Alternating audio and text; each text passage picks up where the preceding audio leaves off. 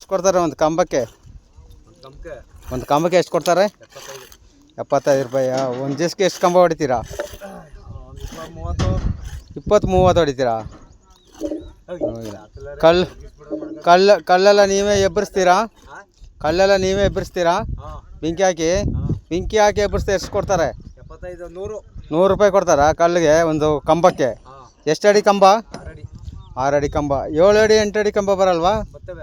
ಅದಕ್ಕೆ ರೇಟ್ ಜಾಸ್ತಿ ಕೊಡ್ತಾರಾ?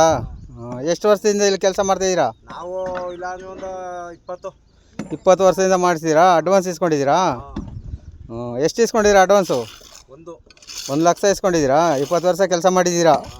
ಇವಾಗ ಹೋದರೂ ಕೂಡ ನಿಮ್ಮನ್ನು ಕೇಳಬಾರ್ದು ಅವರು ಅಲ್ವಾ?